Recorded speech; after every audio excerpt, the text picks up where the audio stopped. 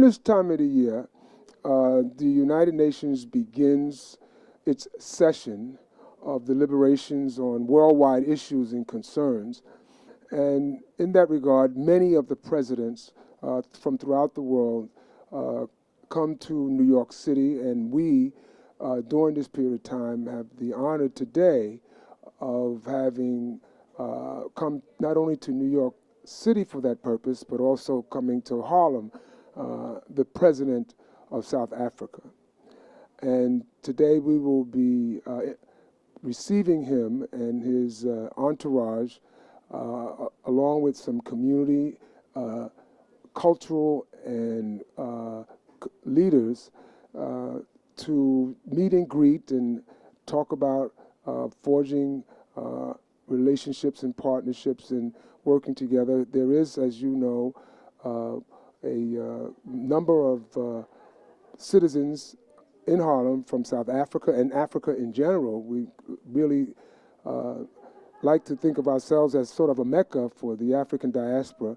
And so that South African community will be joining us in hosting the president and getting opportunity to hear from him in terms of what is on the agenda for the United Nations and what is on the agenda for South Africa, and to forge those kinds of relationships and partnerships that will enable us to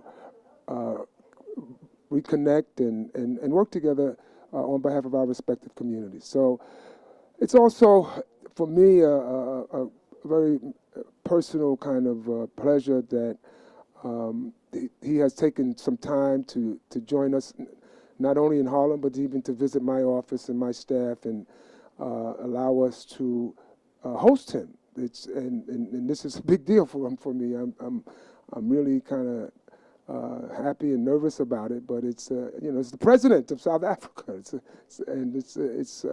Last president I was this close to was the first black president of the United States from Africa, Barack Obama. So President Mandela. Madiba, his physical presence is awesome. You know, I remembered when I shook his hand that he was a boxer, and you can see that that he has that kind of physicality, but it's not like a tough kind of rough kind of thing. In fact, quite the opposite, surprisingly, considering how notorious he was at some point in time. But he's actually quite the opposite. He's when you in his presence, he's somewhat of a gentle kind of a character. Though at the time that I met him, he was in his later years, and he came off more as a very wise, gentle kind of grandfatherly type that was interested in talking and sharing ideas and experiences that he had. So it was, obviously for me a very special moment to meet someone of not only such historic renown in terms of his own work in freeing his country, but also because he had such an influence far beyond, especially here in this community. And when I think of him, I have to think of people like Alambe Brath and folks like that who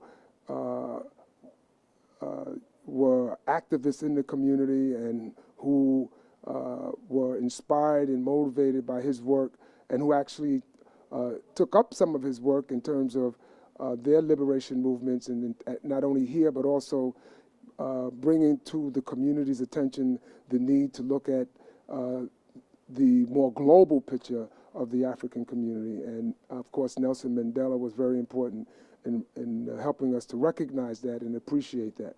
And so, in a way, what we're having today is somewhat the fruits of his vision and his labor anyway, because after all, that is continuing as per what hopefully will be taking place today when the president comes and we begin to talk again about how we can not only forge relationships, but continue to work together and visit South Africa. And I've been fortunate that many of my constituents are from South Africa or from Africa in general.